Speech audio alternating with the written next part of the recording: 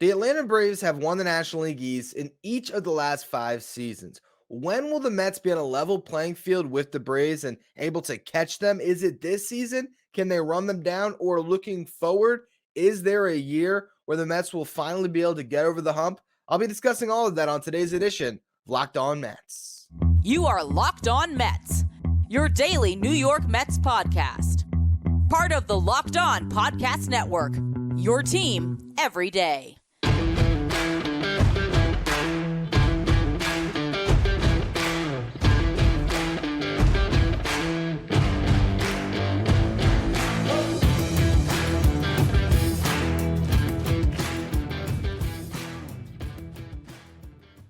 Hello to all you amazing Mets fans. You're watching Locked On Mets, part of the Locked On Podcast Network, your team every day. I'm your host, Ryan Finkelstein. If you want to find any of my work, follow me on Twitter at FinkelsteinRyan. You can also find some of my writing at justbaseball.com, where I work as the managing editor.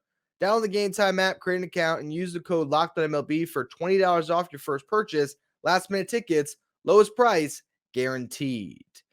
Now, the Mets are set to face the Atlanta Braves in Atlanta. And so far this season, it's been pretty clear who the better team has been. And listen back to my series preview of Mets Phillies last week for kind of an itemized list of stats of how the Braves have had better starting pitching and better relief pitching. And their lineup has been better. And they're better hitting home runs. And this year, getting on base. And all together, they've just been better, okay? And that comes after the last 2/3 of 2022 where the Braves ran down the Mets. So you wonder, can the Mets have a similar run of success this season? Can they be the team that runs down the Atlanta Braves this year? When we look at these rosters, if I just go position by position here, again, I feel like you come to a pretty clear conclusion on which team is better, but also you see where the Mets were able to be on a level playing field last year. Because you look at Jeff McNeil and Francisco Lindor and the way they played last year compared to this season, and it's just not the same caliber of player. Now, there's every chance that over the following 2/3 of the season, Lindor's going to hit better. He's going to still be playing really good defense. Jeff McNeil is going to, put up the numbers that we were accustomed to when he won a batting title. He's going to hit over 300 instead of in the 280 range, and maybe hit for a little bit of more extra bases. And that's going to steady itself. And you think that the performance you've gotten from Pete Alonso and Brandon Nimmo can hold true further. And you look at Starling Marte and you think, okay, well, it can't be worse. But the reason why the Mets were so good last year is because they got that level of performance. And I like at times to take players and grade them on a scale of 1 to 5. And 5 is, you're getting, all-star, great level performance. 4 is above average starter. 3 is replacement level. 2 is, below average. And 1 is just a bad player. And look around the diamond last year for the Mets. You could say Alonso, Marte, McNeil, Lindor, Nimmo, all those guys were 5-star players. And not 5, at least 4. In particular, looking at Starling Marte maybe being a step below. You had Mark Canha, who was maybe 3.5, right? He was at least replaceable level, and honestly, he was a little bit better. Eduardo Escobar was maybe a 3, maybe 2.5 to a 3, but still solid. The limited production you got from Daniel Vogelbach last year was like a 4. You didn't have the other half of that platoon, and your catcher was bad, but there wasn't the holes that you're seeing in this Mets team now. But now you go around the diamond. Starling Marte this year saying he's a 2 is possibly generous. He's been bad. Go to left field, pretty much the same thing. Third base, it's weird because they got below average production from Eduardo Escobar. They put him to a bench role. Now he's performing well, but in more limited at bats. Brett Beatty came on. He was good at the start. Now he's been bad. If you look at the composite at third base, it's been at least a 2. It's been below average. Lindor, McNeil. Would I say they're having a better than average season from a replacement level player? Yes. But are they 4 or 5-star players? No. You've got it in flashes behind the plate with, Alvarez, him being a really good player. but it's still a small sample. And then you have Nemo and Alonso, who have been good, but at times inconsistent. Okay. And then you look at what you got over on the Braves side. And they have two of the best players in baseball this year, Ronald Acuna Jr. and Sean Murphy.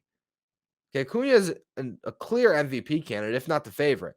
He's hitting 331, 407 on base, 564 slug. He has 12 home runs. He has 52 runs scored, 32 RBIs, 26 stolen bases. He's got a 160 WRC plus, advantage hitters based on a league average of 100. So 160 means he's been 60% better than your league average hitter. Sean Murphy right below him at 154. He's hitting 289 in his first year with the Braves, 394 on base, 543 slug. He's got 11 home runs. Matt Olson has 17 home runs and a 135 WRC plus. As much as I think Pete Alonso is better, their seasons aren't drastically different. And then, like Orlando Arcia, to say he's played Lindor to a draw is being a little bit pessimistic on Lindor, and probably not valuing the defense quite enough, because Lindor's still sitting here with a 1.5 F-WAR, but Arcia has played less and is sitting at 1.1. So, even that is not tilted drastically the way it should be, and I think it would be over the final 2/3 of this season. They haven't even gotten a great Austin Riley season, or an Ozzie Albies season. Although I think, to me, looking at Albies with a 105 WRC plus and the 12 home runs, but not a lot else, and the low on base percentage, low average, I feel like that's pretty much the player he is. But regardless, he probably could be a little better. And then Riley's definitely better than being a 108 WRC plus guy when, he in the past has posted what, in the 140s? Let's look at the last few years. Yeah, it was 142 last year, and 136 the year prior. So he hasn't even gotten going the way he should. We're looking at a Braves team that also has Michael Harris being awful. Moving forward, is that the case? I don't know, but I don't think he's going to be this bad. He's not going to hit 168 all year. 254 on base, and he's still giving you good defense. He's bound for some positive regression.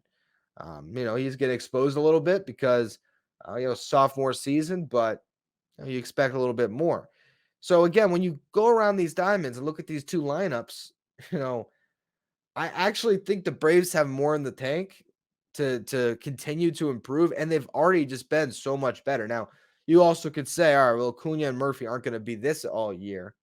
But if you get a little more out of Olson, a lot more out of Riley, and some more from Albies and Harris, they're in a good spot. Now the Mets, you can say the same thing with getting better production, but I don't know if that's going to really tip the scales in the Mets' favor this year, especially when it just seems like the Braves are the machine that has not been faced, and they haven't had. They're the one team in this division who, even when they haven't been playing at their absolute best, they've remained over 500.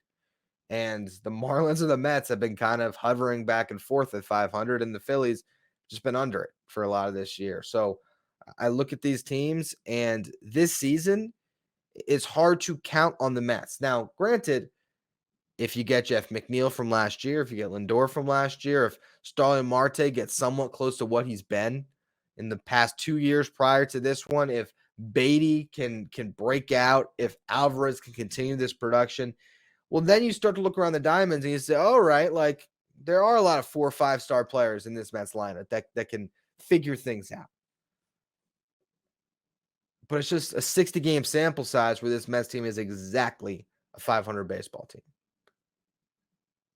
And then you look moving forward, the Braves core is locked up for years to come. And that's the thing that scares me a little bit, is you're wondering, when will the Mets be able to topple this Braves team?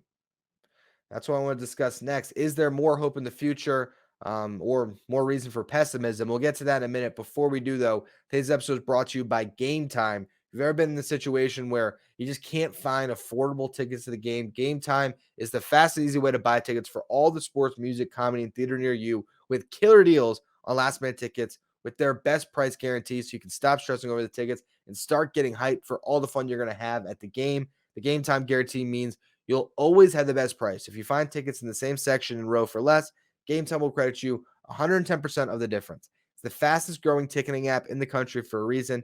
Get images of your seats before you buy so you know exactly what to expect when you arrive. Buy tickets in a matter of seconds. 2 taps, you're all set. Tickets are sent directly to your phone so you never have to dig through your email. Just snag the tickets without the stress with Gametime. Download the Gametime app, create an account, use the code LOCKEDONMLB for $20 off your first purchase. Terms apply. Again, create an account, redeem the code LOCKEDONMLB for $20 off. Download Gametime today. Last minute tickets, lowest price, guaranteed. Now, one interesting thing of note with this Braves team is Max Fried has been transferred to the 60-day IL. They're already missing Kyle Wright for a long portion of the season as well, so their rotation a little bit battered, but they still have Spencer Strider pitching like an ace. They've gotten a ridiculous production from Bryce Elder up to this point. They got another rookie, Jared Schuster, who's in the rotation. They got Charlie Morton performing well. They found a way to get by. And they even have a young pitcher they just called up to pitch out of the pen right now, but he could be moved into the rotation. He's a guy with high octane stuff, very similar to Spencer Strider, where you expect him to strike out the world with his fastball slider combo. Is AJ Smith Shawver. So we'll see if he pitches in this series. I'll get to the pitching probables next, but you look at that rotation and moving forward, they have a core coming up with these two guys in Elder and Schuster, knowing you still have Kyle Wright, having Strider, and they still have an option on Charlie Morton for next year. And they got one more year of Max Fried. He made $13.5 million this year. He requested 15. He lost his arbitration case. Got one more year of ARB. That is of note. You know, last time there was a Brave that got this close to free agency and didn't get paid, really the last 2 times, they ended up going elsewhere. Freddie Freeman, Dansby Swanson. So maybe Max Fried is not with this team long term, but he's here for 2024. And then you look at the core that they have. Olsen, Riley, Albies, Acuna, Murphy, Harris, all locked up to contracts. Even Orlando Arcia has a contract. And Vaughn Grissom, while he hasn't quite established himself at the big leagues, he's been in AAA this year. He's put up good numbers there. And you'd think that he's still a part of this core on a rookie deal. So this Braves team is not going anywhere. I then look at the Mets core moving forward. And this is where I think, look, they have a chance to be on the same level as this Braves team this season, if everything breaks right early, or next year. But it does hinge on these young players we're seeing right now. And maybe this is the best case scenario for this Mets team, to have to fight to win a wild card this year. Who knows? Maybe they do contend this division. But if I'm looking at this roster now, my best guess of where this season's going is this is a wild card team. This is a team that is going to have their better days ahead of them, and they're going to find a way into the wild card, and they could make noise in the playoffs. But what I want to see is I want to see Beatty out there. I want to see Vientos. I want to see Alvarez, and at some point, even Mauricio. You want to see what you have in these kids, because moving forward, that's where the core of this team is going to come. You can't just always spend your way out of problems, okay? You look at their core. Lindor, McNeil, Nimmo, locked up. Pete Alonso only one more year after this one. I would imagine he gets locked up, but you also have to wonder if part of not trading a Mark Vientos up to this point is still sort of wondering what's going to happen there. Or also thinking about a future of Kevin Parada being a first baseman. I would hope the Mets do the right thing and keep Alonso long term, but that's going to cost a lot of money too. And he's played himself to the point where it doesn't make sense to sign an extension unless the Mets just give him a market value one. Okay, so what you're looking at, though, is you still have Starling Marte for 2 more years after this one. What's that contract aging like? You have options on Canna and Escobar. I assume they aren't picking up, so that clears the decks a little bit. But, then you still don't have a left fielder. Now, that could be Jeff McNeil. Ronnie Mauricio could be your second baseman. I want to know that by the end of this year. You still haven't answered DH. I want to know if that's Vientos or if Vientos needs to be moved. So I think this season's about figuring out what you got. Still trying to make a run because I think your best chance at making a run is by seeing what you got with those guys. And they look at the rotation. Here's the thing: the Mets need some of these pitching prospects that are scratching the surface at Double-A to pan out. I'm looking at Dominic Campbell and Mike Vassell, particularly Vassell. He's got the chance with his strikeout stuff and his ability to limit walks to be a really good pitcher, to at least be maybe a 3, right? If he can be that guy, and by 2024, well, that's going to change your fortunes, because right now you look at the depth of this rotation, all of it hinges on Scherzer and Verlander.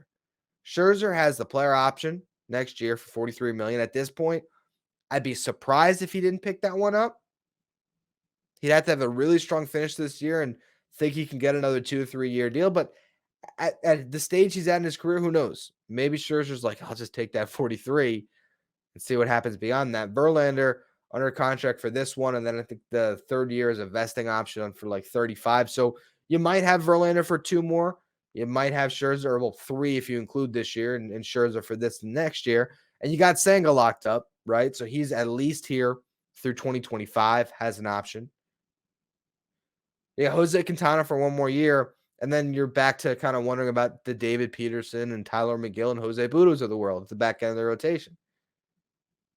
But I think the Braves have a brighter future in that regard, because instead of relying on 2 guys at the end of the Hall of Fame careers, are looking at 2 guys who could be at the beginning of theirs over the next few years in Fried and Strider. I mean, Fried's not healthy right now. Scherzer, Verlander are. So we'll see, which duo gives you better production. But I don't know. It's just interesting. It's a very interesting kind of juxtaposition where the Braves have just continued to draft and develop well, to make timely trades, to just and timely trades met with extensions. And Alex Anthopoulos is just one of the, if not the best executive in baseball right now. And unfortunately, I don't think the Mets have that in Billy Epler. And I think this is a team that could really use a David Stearns to come in here and help the direction. You have to hope that the groundwork they're laying with developing their players, the money they're spending on technology, can create a pitching lab where you get a Mike Vassell who looks incredible this year, who becomes that starter that breaks out for you, that gives you that assurance, that extra depth you need to contend with a team like the Braves. But the reason why the Braves win this division year over year is they are built on a steady foundation. And as much as the Mets can buy away their problems for a year and win 101 games last season, and they try to double down this time, ultimately that rock solid foundation is what will carry over and lead to that consistency each season. And it's frustrating because you thought the Mets were starting to build that, and they still can. They have a great second 2/3 of this year and they make the playoffs for the second consecutive season. All right. But if this turns into a repeat of 2021 where the Mets are on the outside looking in, we're going to have a lot of questions about, what this franchise does moving forward. And I'm not at all going to blame ownership on this one, because Steve Cohen's doing everything he can. But you have to wonder about the decision makers, whether that be Billy Epler or Buck Showalter trying to put all the pieces together as the manager. And those are the guys that are probably going to be most on the hot seat if the Mets can't figure this thing out. So we'll see what happens. The Mets do play baseball, though, Tuesday, 7:10 Eastern. If you want to catch every pitch of the Mets hometown broadcast, you can do that with Sirius XM on the SXM app. Just search Mets. I'm going to preview that series in just a minute. Before we do, though, this show is brought to you by BetterHelp. Getting to know yourself can be a lifelong process, especially because we're always growing and changing. Therapy is all about deepening your self-awareness and understanding, because sometimes we don't know what we want or why we react the way we do until we talk things through. BetterHelp connects you with a licensed therapist who can take you on that journey of self-discovery from wherever you are. If you're thinking of starting therapy, give BetterHelp a try. I know personally, therapy has been huge in my life, where at times it just has allowed me to have a sounding board outside of my family, someone that I can say anything to and not worry about their feelings in the matter and how they're going to react to the situation. They just focus on you. And for me, that has been a massive benefit in my life. So if you're thinking about starting therapy, BetterHelp is entirely online. It's designed to be convenient, flexible, and it's suited to your schedule. Just fill out a brief questionnaire to get matched with a licensed therapist, and you can switch therapists at any time for no additional charge. Discover your potential with BetterHelp by visiting betterhelp.com/LockedOnMLB today to get 10% off your first month.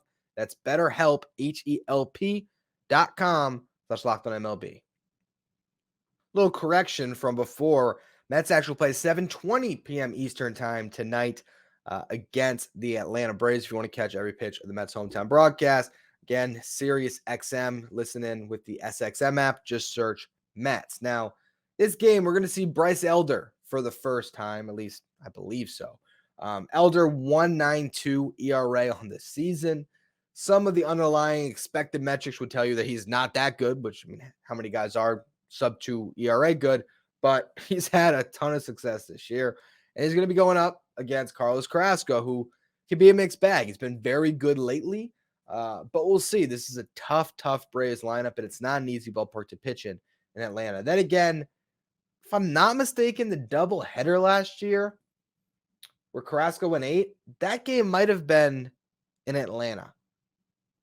Don't quote me on that, but I think it might have been. So we'll see. We'll see. Cookie is a guy that can impress and surprise, and you never know. Baseball's weird. I would say going in, just based on the numbers for the season, Elder 1.92 ERA, Carrasco 5.74, Braves 35-24, Mets 30-30. They probably got the edge in game one. You never know. Game 2, veteran pitchers, Charlie Morton versus Max Scherzer. That's the must win.